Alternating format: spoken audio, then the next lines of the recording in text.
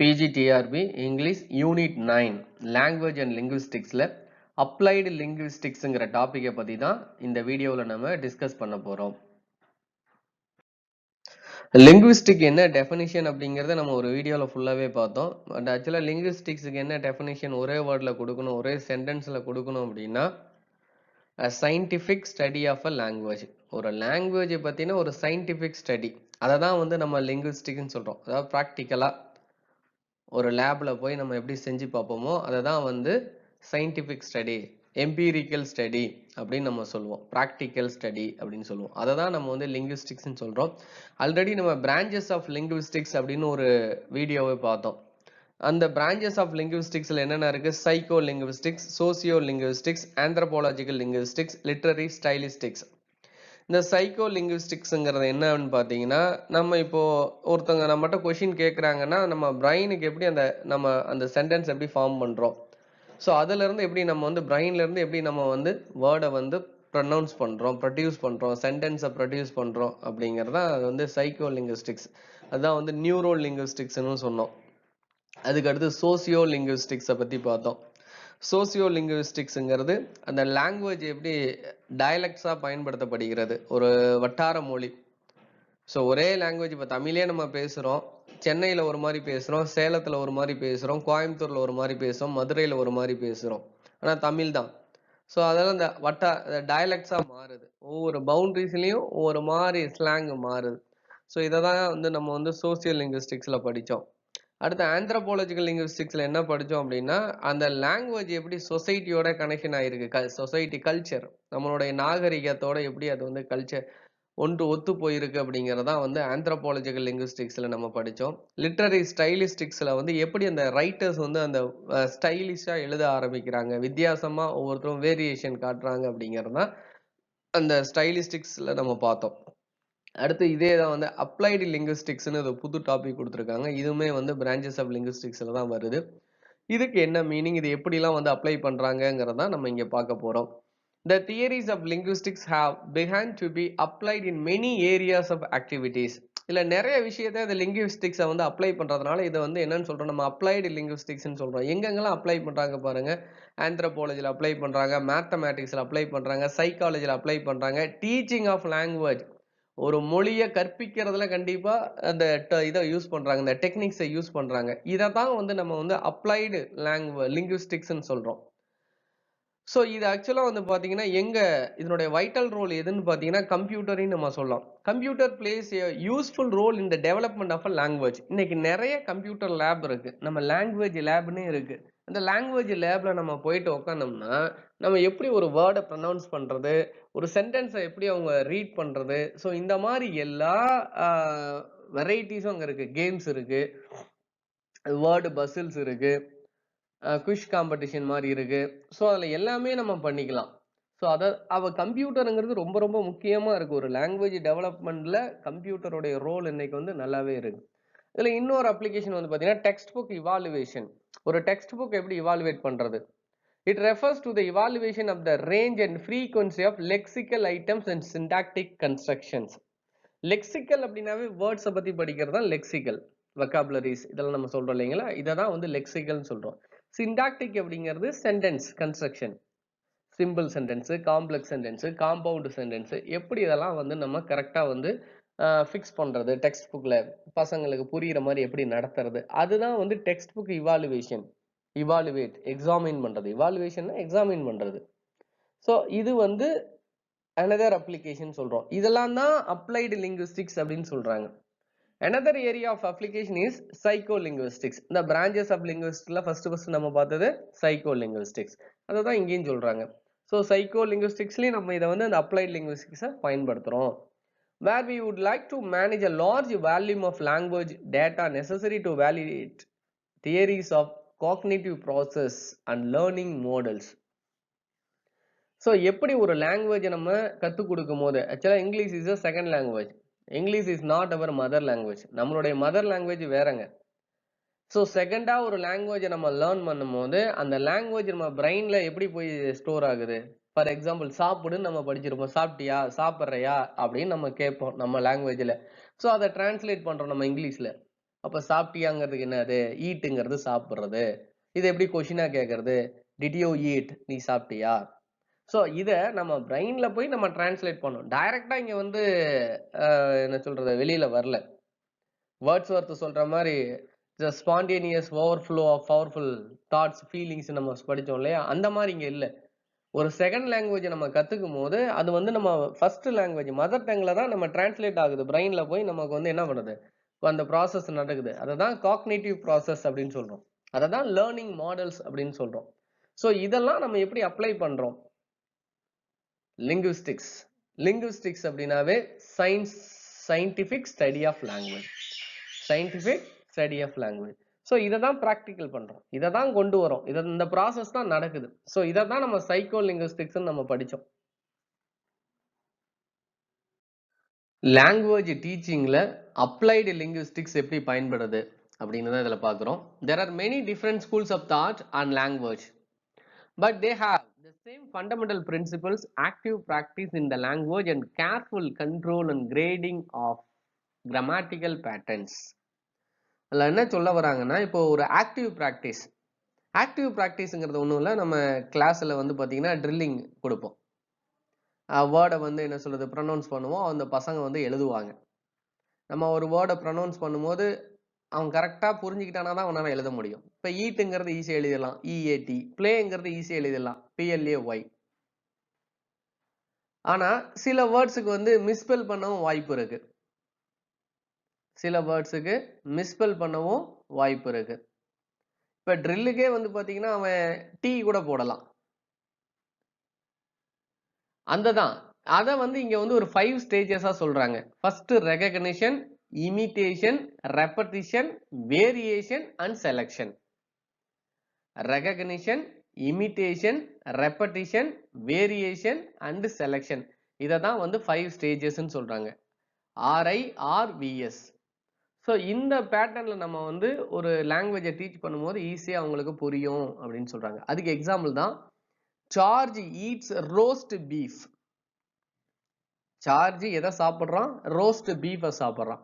இப்போ டீச்சரு கிளாஸ்ல இந்த பீஃபுக்கு பதிலாக லேம்புன்னு சொன்னாருன்னு வச்சுக்கோங்களேன். அப்போ அந்த பையன் எப்படி எழுதுவான்?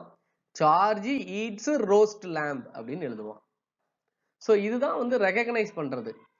இதான் இமிடேட் பண்றது. சார்ஜ் ஈட் வரைக்கும் அவன் இமிடேட் தான் பண்றான். அதை ரெப்படிஷன் ரிப்பீட் பண்றான். Variation and selection. அது என்னது வேரியேஷன் செலக்ஷன்? ஃபர்ஸ்ட் டீச்சர் பீஃப்னு சொன்னாரு, அவன் பீஃப்னு எழுதிட்டான்.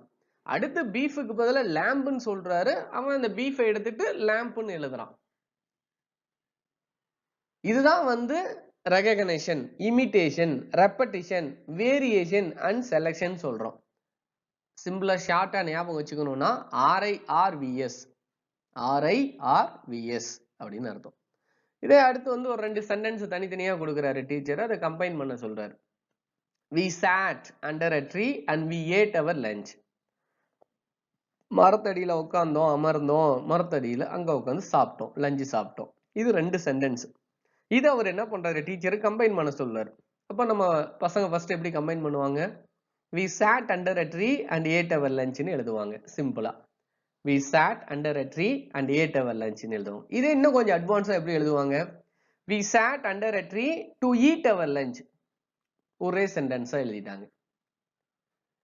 அடுத்து என்ன பண்றாங்க? We sat under a tree eating our lunch. இன்னும் கொஞ்சம் சிம்பிளிஃபை பண்றாங்க. சோ ஃபர்ஸ்ட் சென்டென்ஸ்ல we sat under a tree and ate our lunch ன்னு சொன்னாங்க. அதான் 2 சென்டென்ஸை கம்பைன் பண்ணாங்க. கன்ஜங்ஷன் and யூஸ் பண்ணி கம்பைன் பண்ணது ஓகே, அது நார்மல். அதுக்கடுத்து இன்னும் கொஞ்சம் அட்வான்ஸா என்ன பண்றோம்?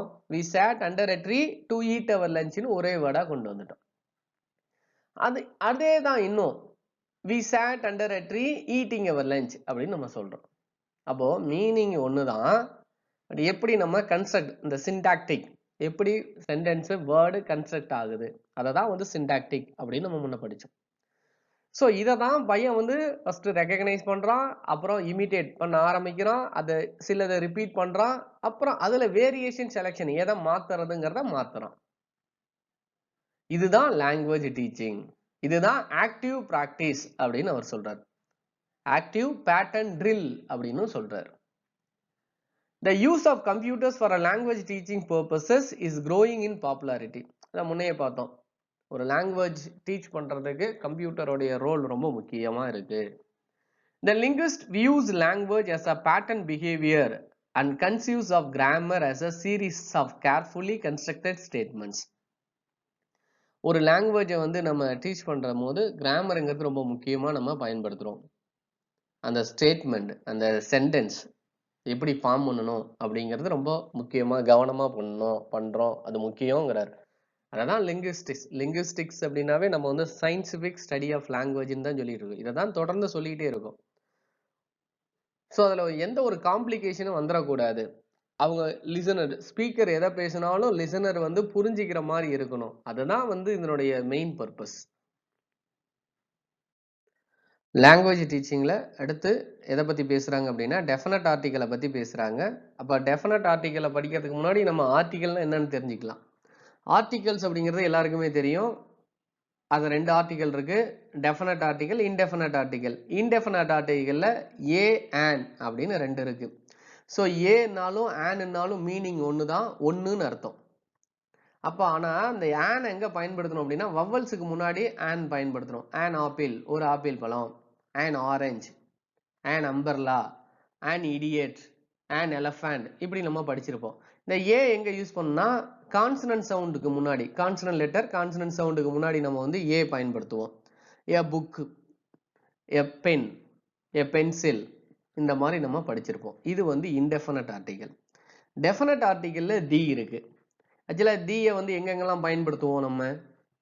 தீயை வந்து ப்ரொஃபஷனல் முன்னாடி பயன்படுத்துவோம். தொழில் பெயர், the headmaster, the principal, the teacher, the student, இந்த மாதிரி நம்ம பயன்படுத்துவோம். அடுத்து தி எங்க நம்ம பயன்படுத்துவோம்? ஹோலி புக்ஸ்க்கு முன்னாடி பயன்படுத்துவோம். The Bible, the Gita, the Quran, the Thirukkural, the Mahabharata, the Kambaramayana. So இதெல்லாம் பெரிய புக்ஸ். இதுக்கு முன்னாடி நம்ம வந்து தீயை வந்து பர்டிகுலராக பேசும். அதே மாதிரி தீங்கிறது பர்டிகுலர். ஒரு குறிப்பிட்டு நம்ம பேசணும்னா அங்கே தீ பண்ணலாம். தி ஆப்பிள் இஸ் சோர், இந்த பழம் புளிக்குது. அப்போ பர்டிகுலராக பேசும்போது தி நம்ம பயன்படுத்தலாம். அடுத்து தீயை நம்ம எங்கே பயன்படுத்தலாம்? சூப்பர்லேட்டிவ்ஸ்க்கு முன்னாடி பயன்படுத்தலாம். அட்ஜெக்டிவ் வந்து சூப்பர்லேட்டிவ் ஃபார்மில் வந்தா, அட்ஜெக்டிவ்ஸ் வந்து சூப்பர்லேட்டிவ் ஃபார்மில் வந்தால் அங்கே நம்ம தி பயன்படுத்தலாம். The tallest boy, the greatest book, the most beautiful. So இந்த இடத்துல நம்ம தீயை பயன்படுத்தலாம். சரி, இப்போ த தி அப்படின்னு 2 ப்ரொனன்சியேஷன் இருக்கு. டிஹெச்இ தான், த தி அப்படின்னு 2 ப்ரொனன்சியேஷன் இருக்கு. எங்க பயன்படுத்துறது? அதான் இந்த இடத்துல லாங்குவேஜ் டீச்சிங்ல சொல்றாங்க. இதான் முக்கியமான கான்செப்ட். இதுதான் நம்ம இங்க சிலபஸ்ல நம்ம இத பத்தி பேச போறோம். த தி, தீங்கிறது வவ்வல்ஸ் முன்னாடி நம்ம பயன்படுத்தணும்னா the, the apple, the apples, the oranges அப்படின்னு படிச்சோம்னா அது தி. கான்சனன்ட் சவுண்டுக்கு முன்னாடி த அப்படின்னு சொல்லணும்.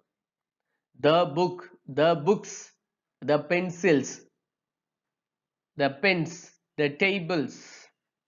ஸோ கான்சனன்ட் சவுண்டுக்கு முன்னாடி த அப்படின்னு ப்ரொனவுன்ஸ் பண்ணணும். வவல் சவுண்டுக்கு முன்னாடி தி அப்படின்னு ப்ரொனவுன்ஸ் பண்ணணும். ஸோ இதை தான் சொல்றாங்க. இப்போ சில லிங்குவிஸ்டிக்ஸ் என்ன சொல்றாங்கன்னா, லிங்குவிஸ்டிக்ஸோட நாலேஜ் இல்லாம யாரும் ஒரு பெர்ஃபெக்ட் டீச்சரா ஆக முடியாது அப்படின்னு சொல்றாங்க. இந்த லிங்குவிஸ்டிக்ஸ், இந்த ப்ரொனன்சியேஷன், இந்த கரெக்டா structure, word structure, morphology, syntactical, phonology, phonetics, இதெல்லாம் தெரியாம யாரும் ஒரு பெர்ஃபெக்ட் டீச்சராக முடியாது அப்படின்னு சொல்றாங்க ஒரு குரூப். இன்னொரு குரூப் என்ன சொல்றாங்கன்னா, teachers are born not made. ஆசிரியர்கள் பிறக்கிறார்கள், அவர்கள் உருவாக்கப்படவில்லை அப்படிங்கிற இன்னொரு கான்செப்ட் ரிஜெக்ட் பண்றாங்க. ஸோ இதில் நிறைய ஸ்காலர்ஸ் இதில் வந்து இந்த அப்ளைட் லிங்குவிஸ்டிக்ஸை யூஸ் பண்ற ஸ்காலர்ஸ் இங்கே இருக்காங்க. ஹாலிடே, மெயின்டோஸ், ஸ்டீவன்ஸ், வில்கா ரிவர்ஸ், இவங்க எல்லாமே வந்து பார்த்தீங்கன்னா இந்த second language teaching, English is a second language, இதை டீச் பண்றதுல அவங்க இந்த அப்ளைடு லிங்குவிஸ்டிக்ஸ் மெத்தடை இவங்கெல்லாம் பயன்படுத்துறாங்க. அப்ளைடு லிங்குவிஸ்டிக்ஸ்லேயே அடுத்து நம்ம பார்க்கறது கண்ட்ராஸ்டிவ் அனாலிசிஸ். இதை தான் வந்து கம்பேரிட்டிவ் அனாலிசிஸ்ன்னு நம்ம சொல்கிறோம். கான்ட்ராஸ்டிவ் அனாலிசிஸ் தான் நம்ம கம்பேரிட்டிவ் அப்படின்னு சொல்கிறோம். ஸோ இது ஒரு லாங்குவேஜில் இருக்கக்கூடிய சிஸ்டம்ஸில் சிமிலாரிட்டிஸ் அண்ட் டிஸ்சிமிலாரிட்டிஸ், எதெல்லாம் ஒத்து போகுது எதெல்லாம் ஒத்து போகலை அப்படிங்கிறத படிக்கிறது தான் இந்த கான்ட்ராஸ்டிவ் அனாலிசிஸ். அதான் இந்த கம்பேரிட்டிவ் ஸ்டடி. இதெல்லாம் எதெல்லாம் எடுத்து பண்ணுறாங்க அப்படின்னா, ஃபொனாலஜிக்கல் சவுண்ட் சிஸ்டத்தை எடுத்து பண்ணுறாங்க, மார்ஃபாலஜிக்கல் வேர்டு ஃபார்மேஷன் எடுத்து பண்ணுறாங்க, சிண்டாக்டிக்கல் சென்டென்ஸ் ஃபார்மேஷன் எடுத்து பண்ணுறாங்க, லெக்சிக்கல் வொகாபுலரிஸ் வேர்ட்ஸ். இதெல்லாம் வச்சு நம்ம என்ன பண்ணுறோம், ஒரு லாங்குவேஜை டெவலப் பண்ணுறோம். ஒரு லாங்குவேஜை கரெக்டாக பயன்படுத்துறதுக்கு இதெல்லாம் ரொம்ப யூஸ் ஆகுது. ஸோ அதை தான் சொல்கிறாங்க, the actual example in all the languages the interrogatives are transformationally related to the declaratives. ஒரு நம்ம கொஷின் கேட்குறோம்னா அது அடுத்த அந்த ஸ்டேட்மெண்ட்டோடைய தொடர்புடையது, அப்படிதான் அது டிரான்ஸ்ஃபார்ம் ஆகும். இப்போ நான் ஒரு கொஷின் கேட்குறேன், நீ சாப்பிட்டியா அப்படின்னு நான் கேட்டேன்னா நீங்க என்ன பதில் சொல்லுவீங்க, அந்த சாப்பிட்ட விஷயத்தை வச்சு தான் சென்டென்ஸை கிரியேட் பண்ணுவீங்க. சாப்பிட்டேன், இல்ல இன்னும் சாப்பிடல அப்படின்னு சொல்லுவோம். நான் சாப்பிட்டியான்னு கொஷின் கேட்டேன்னா நீங்க பதில் நான் விளையாடினேன் அப்படின்னு சொல்லுவீங்களா? இல்ல. ஸோ நம்ம கேட்குற என்ன கொஷின் கேட்குறோமோ அந்த கொஷின்ல தான் அந்த ரிலேட்டட் ஆன்சர் வந்து டிக்ளரேட்டிவா ஸ்டேட்மெண்டா டிரான்ஸ்ஃபார்ம் ஆகுது அப்படிங்கிறாங்க. ஆனா பேட்டர்ன் வித்தியாசமா இருக்கும், ஸ்டேட்மெண்ட்லயே பேட்டர்ன் வித்தியாசமா தான் இருக்கும். எப்படி அப்படின்னா, இங்கிலீஷ்ல வந்து ஐ ஈட் an ஆப்பிள், நான் ஒரு ஆப்பிள் பழம் சாப்பிடுகிறேன். ஐ ஈட் an ஆப்பிள் அப்படின்னா நான் ஒரு ஆப்பிள் பழம் சாப்பிடுகிறேன். ஆனா தமிழ்ல எப்படி இருக்கும், தமிழ்ல எப்படி ஃபார்ம் பண்ணுவோம், இங்கிலீஷ்ல first subject verb object, I eat an apple, I eat an apple, இப்படிதான் ஃபார்ம் பண்ணுவோம். ஆனா தமிழ் அப்படியே மாத்தி பண்ணுவோம், சப்ஜெக்டும் ஆப்ஜெக்டும் பக்கத்திலேயே இருக்கும். நான் ஆப்பிள் பழம், வேர்பு கடைசியா போயிடும் தமிழ்ல, நான் ஆப்பிள் பழம் சாப்பிடுகிறேன். அப்போ பேட்டர்னே வந்து லாங்குவேஜுக்கு என்ன பண்ணுது, மாறு. ஸோ இதை தான் நம்ம படிக்கிறோம். இப்படி படிக்கும் போது தான் நம்ம வந்து ஒரு லாங்குவேஜை கரெக்டாக புரிஞ்சிக்க முடியும், கரெக்டாக யூஸ் பண்ண முடியும். The comparison of two languages may be either synchronic or diachronic. இந்த synchronic diachronic பத்தி நம்ம ஆல்ரெடி பேசியிருக்கோம். synchronic அப்படின்னா என்ன அர்த்தம், at given time, at given time அந்த சமயத்துல அந்த லாங்குவேஜினுடைய ஸ்டடி, அந்த லாங்குவேஜை பத்தி நம்ம படிக்கிறோம், அதுதான் வந்து சிங்க்ரானிக். டயக்ரானிக் அப்படிங்கிறது ஹிஸ்டாரிக்கல், டயக்ரானிக்ங்கிறது ஹிஸ்டாரிக்கல். ஹிஸ்டாரிக்கலாவே எப்படி அது வந்து ஒரு ஓல்டு இங்கிலீஷ்ல அந்த வேர்டு எப்படி பயன்படுத்தப்பட்டது, மாடர்ன் இங்கிலீஷ்ல மிடில் இங்கிலீஷ்லாம் எப்படி பயன்படுத்தப்பட்டதுன்னு படிக்கிறது டயக்ரானிக். ஸோ இந்த ரெண்டு டேர்மும் கொடுத்தவர் வந்து சஷ்யூர். இதே தான் நோம் சோம்ஸ்கி ஒரு ரெண்டு டேர்ம் கொடுத்துருக்காரு, competence and performance. Competence and பெர்ஃபார்மன்ஸ்ங்கிற டேர்ம், ரெண்டு டேர்ம் கொடுத்தவர் நோம் சோம்ஸ்கி. காம்பிட்டியன்ஸ் அப்படின்னா என்ன மீனிங்கு, அவர் கொடுத்த meaning rule of the language, grammar, எப்படி நம்ம ஒரு சென்டென்ஸை உருவாக்கணும் அப்படிங்கிறது காம்பிட்டியன்ஸ். பெர்ஃபார்மன்ஸ்ங்கிறது யூசேஜ், எப்படி நம்ம அதை பயன்படுத்துறோம் சென்டென்ஸ்ங்கிறது யூசேஜ், அதுதான் வந்து பெர்ஃபார்மன்ஸ். ரெண்டும் ஒன்று தான், சிங்க்ரானிக் அண்ட் டயக்ரானிக்கும் காம்பிட்டியன்ஸ் அண்ட் பெர்ஃபார்மன்ஸும் ஒன்று தான். பட் ஆனால் அவங்க கொடுத்த டேர்ம்ஸ் தான் வேற. ஸோ இதனுடைய கம்பேரிட்டிவ் ஸ்டடி, இதை படிக்கிறது தான் அனாலிசிஸ், கம்பேரிட்டிவ் அனாலிசிஸ், கண்ட்ராஸ்டிவ் அனாலிசிஸ். இதை ஏன் நம்ம படிக்கணும் அப்படின்னா, அந்த லாங்குவேஜை நம்ம தெளிவா பயன்படுத்தணும், புரிஞ்சிக்கணும். இந்த லாங்குவேஜ் டீச்சர்ஸ் இதை கரெக்டா தெரிஞ்சுக்கிட்டாதான் பையனுக்கு விஷயத்தை டெலிவர் பண்ண முடியும். அப்படிங்கிறது தான் இந்த கம்பேரிட்டிவ் அனாலிசிஸ். இந்த கண்ட்ராஸ்டிவ் அனாலிசிஸ், கம்பேரிட்டிவ் அனாலிசிஸ்ல தான் இன்டர்லிங்குவல் ஸ்டடி, இன்ட்ராலிங்குவல் ஸ்டடி அப்படின்னு ஒரு ரெண்டு டேர்ம் இருக்கு. இன்டர்லிங்குவல் ஸ்டடி, இன்ட்ராலிங்குவல் ஸ்டடி. இந்த இன்டர்லிங்குவல் ஸ்டடி அப்படின்னா ரெண்டு லாங்குவேஜை எடுத்து கம்பேர் பண்ணா அதுக்கு பேர் இன்டர்லிங்குவல் ஸ்டடி. இன்ட்ராலிங்குவல் ஸ்டடி அப்படின்னா ஒரே லாங்குவேஜை எடுத்து அதனுடைய வெரைட்டிஸை, இப்போ டைலக்டா இருக்குன்னு நம்ம சொன்னோம் இல்லையா, அந்த வெரைட்டிஸை எடுத்து கம்பேர் பண்ணோம்னா அதுக்கு பேர் இன்ட்ராலிங்குவல் ஸ்டடி. ஆக்சுவலா இந்த contrastive analysis is not a teaching technique. இது வந்து ஒரு டீச்சிங்ல பயன்படுத்தக்கூடிய டெக்னிக் கிடையாது. பட் இது என்னவா நமக்கு சர்வ் ஆகுது, எப்போ யூஸ் ஆகுது அப்படின்னா, it serves as a predictive technique. இது முன்னாடியே ஒரு ப்ரிடிக்ஷன் மாதிரி நமக்கு ப்ரிகாஷன் மாதிரி யூஸ் ஆகுது. எதுக்காக சார் இது ப்ரிகாஷன் மாதிரி யூஸ் ஆகுது அப்படின்னா, it helps as go deep into the causes of errors. ஒரு தவறுகள் நடக்காம இருக்கிறதுக்கு இது ஒரு டீப் அனாலிசிஷனா இது நமக்கு யூஸ் ஆகுது. நெக்ஸ்ட் அப்ளைடு லிங்குவிஸ்டிக்ஸ்ல ஸ்டைலிஸ்டிக்ஸ் அப்படின்னு ஒரு பிரான்ச்சை பார்க்குறோம். Stylistics is the branch of applied linguistics. இதுவும் அப்ளைடு லிங்குவிஸ்டிக்ஸ்ல தான் வருது. which conducts a scientific study of the style by applying linguistic principles and theories. ஒரு சயின்டிஃபிக், அதாவது லிங்குவிஸ்டிக்ஸ்னாவே அது வந்து என்னது, scientific study of a language. இதுல அந்த ஸ்டைலு, அந்த ரைட்டர்ஸ் எப்படி வித்தியாசமா ஸ்டைல்ல அவங்க யூஸ் பண்றாங்க, ஒரு போயம்ல ஒரு ஒர்க்ல அவங்களுடைய வேர்ட்ஸ் எப்படி வித்தியாசமா யூஸ் பண்றாங்க அப்படிங்கறதான் படிக்கிறதா ஸ்டைலிஸ்டிக்ஸ். It deals with the study of the lexical, syntactical and relevant linguistic features of literary text without reference to the author. இப்போ அந்த லெக்சிக்கலா இருக்கட்டும், இல்ல சிண்டாக்டிக், இல்ல அதுல இப்போ நம்ம ஃபிகர்ஸ் ஆஃப் ஸ்பீச் எல்லாம் போயம்ல யூஸ் பண்றோம் இல்லையா, அதெல்லாம் வந்து அவங்க எப்படி அந்த ஒரு ஸ்டைலிஸ்டிக்கா யூஸ் பண்றாங்கங்கறத நம்ம இதுல படிக்கிறோம். Style is a message delivered by linguistic code. இந்த ஸ்டைலுங்கிறது ஒரு மெசேஜா ஒரு கோடா பயன்படுத்தப்படுகிறது, which is a sort of deviation from norms or a purposeful distortion of ordinary language. இப்போ நம்ம நார்மலா he is strong அப்படின்னு சொல்லிட்டு போயிடலாம். he is like a lion அப்படின்னு நம்ம ஏன் சொல்லணும்? he is like a tiger அப்படின்னு ஏன் நம்ம சொல்லணும்? ஸோ அந்த ஆர்டினரி லாங்குவேஜ், அந்த ஆர்டினரி ஃபார்ம்ஸ்ல இருந்து அதை வந்து ஒரு லிங்குவிஸ்டிக் கோட், ஒரு ஸ்பெசிஃபிக்கா நம்ம கொடுக்குறோம். தட் இஸ் அ ஸ்டைலிஸ்டிக் அப்படி நம்ம கொண்டு வரோம். ஸோ இதுல ஒரு டேர்ம் தான் ஃபோர் கிரவுண்டிங் அப்படிங்கிறது. இந்த ஃபோர் கிரவுண்டிங் என்ன மீனிங் கொடுத்துருக்காங்க பாருங்க. The use of devices of the language in such a way that this use itself attracts attention of the reader and is perceived common. இப்போ அந்த மாதிரி நம்ம பேசும்போது அது ஒரு ரீடருக்கு, படிக்கிறவங்களுக்கு, லேர்னருக்கு ஒரு வித்தியாசமான ஒரு வெரைட்டி அட்ராக்ஷன் கொடுக்குது, ஒரு அட்டென்ஷனை கொடுக்குது. ஸோ அதை தான் வந்து ஃபோர் கிரவுண்டிங், அதை தான் ஸ்டைலிஸ்டிக்ஸ் அப்படின்னு நம்ம சொல்றோம். இந்த ஃபோர் கிரவுண்டிங்கிற கான்செப்டை கொடுத்தது முக்ராஸ்கி. foreground implies a background. இது என்ன பண்ணுதுன்னா ஒரு பேக்ரவுண்டை கொடுக்குதுன்னு சொல்றாங்க. அது மட்டும் இல்லாம இவர் என்ன டெஃபினிஷன் கொடுக்குறாரு அப்படின்னா, in poetic language foregrounding achieves a maximum intensity to the extent of pushing communication into the background as the objective of expression அப்படின்னு கொடுக்குறாரு.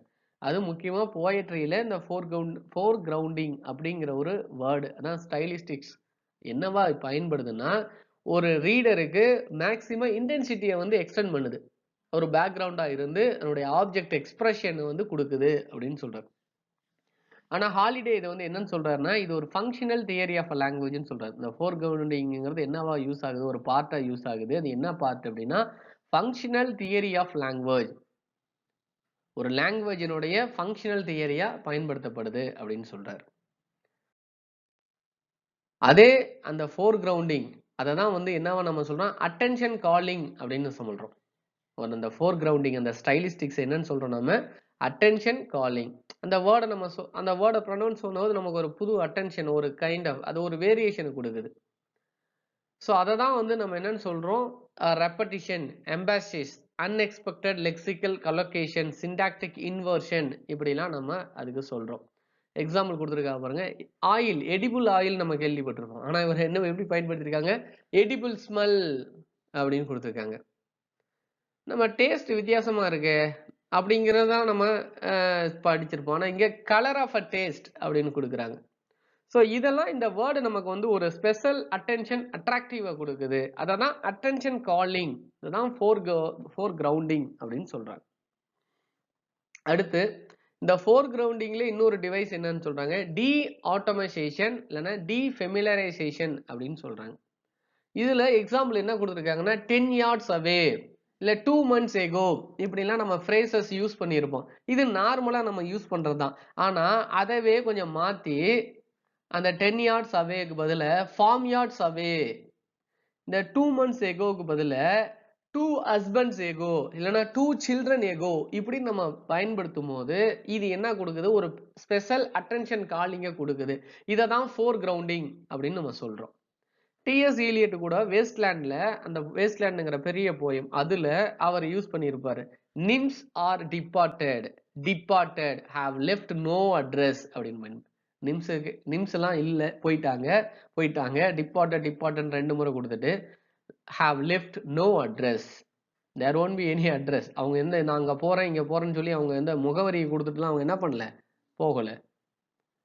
அப்படிங்கிற ஒரு மாதிரி ஒரு என்ன சொல்றது ஒரு அட்டென்ஷன் காலிங்க அவர் பயன்படுத்தி இருக்காரு.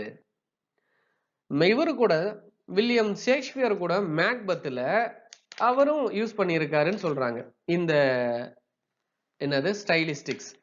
அவருடைய ஸ்டைலிஸ்டிக்ஸ் எப்படி இருக்கும் அப்படின்னா மேக்பத்ல வந்து பாத்தீங்கன்னா ஒரு லைன்ஸ் வரும். Life is a walking shadow. Life is a walking shadow, a poor player. அப்படியே ஆரம்பிச்சு it's a tale told by an idiot full of sound and fury. இந்த வேர்ட் ரொம்ப முக்கியம். full of sound and fury signifying nothing அப்படின்னு சொல்லியிருப்பார். அப்ப லைஃப வந்து எதோட கம்பேர் பண்றாருன்னா வாக்கிங் ஷேடோவோட கம்பேர் பண்றாரு. அந்த புவர் பிளேயர் அப்புறம் an idiot tale அப்படின்னு சொல்றாரு. இந்த மாதிரி 3 டிஃபரெண்ட் இமேஜஸ் வந்து அவர் வந்து பயன்படுத்தியிருப்பார் அந்த லைஃபுக்கு கனெக்ஷன் கொடுக்குற மாதிரி. ஸோ இதை தான் வந்து நம்ம வந்து ஸ்டைலிஸ்டிக்ஸ்ன்னு சொல்றோம். ஒவ்வொரு ஆத்தரும் எப்படி அவங்களுடைய ஒர்க்கில் இப்படி காலிங் அட்டென்ஷனை கொடுக்குறாங்க, ஃபோர் கிரவுண்டிங்கை கொடுக்குறாங்க அப்படிங்கிறது தான் அதில் முக்கியம். அடுத்து இந்த கரண்ட் ட்ரெண்ட்ஸ் இன் ஸ்டைலிஸ்டிக்ஸ். இந்த ஸ்டைலிஸ்டிக்ஸ்ல என்னென்ன கரண்ட் ட்ரெண்ட்ஸ் இருக்குன்னு பார்க்குறோம். இதில் மொத்தம் 4 இருக்கு. ஃபர்ஸ்ட் ஒன்று இந்த ஸ்பீக்கர் சென்டர்டுன்னு சொல்றோம். ஸ்பீக்கரை பேஸ் பண்ணி இருக்கிறது. அதை தான் எக்ஸ்பிரசிவ் ஸ்டைலிஸ்டிக்ஸ்னு அதுக்கு பேரு. எக்ஸ்பிரசிவ் ஸ்டைலிஸ்டிக்ஸ்னா ஸ்பீக்கர் சென்டர்ட். ஸோ அதை அப்ரோச்சை வந்து யூஸ் பண்ணது ஸ்பிட்சரும் வாஸ்லரும் க்ரோஸ் இவங்கெல்லாம் பயன்படுத்தியிருக்காங்க. இது வந்து ஒரு ஸ்பீக்கரோட ஐடியாஸ் ஃபீலிங்கோட பர்சனாலிட்டி எப்படி இருக்குங்கிறத நம்ம படிக்கும் போது தெரிஞ்சுக்கலாம். நெக்ஸ்ட் வந்து அஃபெக்டிவ் ஸ்டைலிஸ்டிக்ஸ் அப்படின்னு சொல்றாங்க. இந்த அஃபெக்டிவ் ஸ்டைலிஸ்டிக்ஸ்ங்கிறது லேர்னர் சென்டர். ஒரு ஒர்க்கை படிக்கும் போது அவர் எப்படி அந்த எமோஷனலா அஃபெக்ட் ஆகுறாரு, எப்படி அதை ரிசீவ் பண்றாரு. இதுக்கு வந்து எக்ஸாம்பிள் நம்ம யாரை பார்க்கலாம்னா சார்ல்ஸ் பெய்லே, ஸ்டான்லே இவங்கெல்லாம் வராங்க. அடுத்து அப்ஜெக்டிவ் ஸ்டைலிஸ்டிக்ஸ் அப்படின்னு 3ஆவதா இருக்கு. அது வந்து எதை பேஸ் பண்ணினா அந்த கோடை பேஸ் பண்ணி இருக்குது. அந்த ஸ்டைலா அவர் எப்படி யூஸ் பண்றாரு, அந்த லாங்குவேஜ் எப்படி அவர் செலக்ட் பண்றாரு, வேர்ட்ஸ் சின்டாக்டிக் ஃபார்மேஷன் எப்படி இருக்கு அப்படிங்கிறது அப்ஜெக்டிவ் ஸ்டைலிஸ்டிக்ஸ். அடுத்து லாஸ்டா வந்து மைமெட்டிக் ஸ்டைலிஸ்டிக்ஸ். இது வந்து ரெஃபரன்ஸ். இது எதை டீல் பண்ணுதுன்னா the relationship between style and the subject it represents.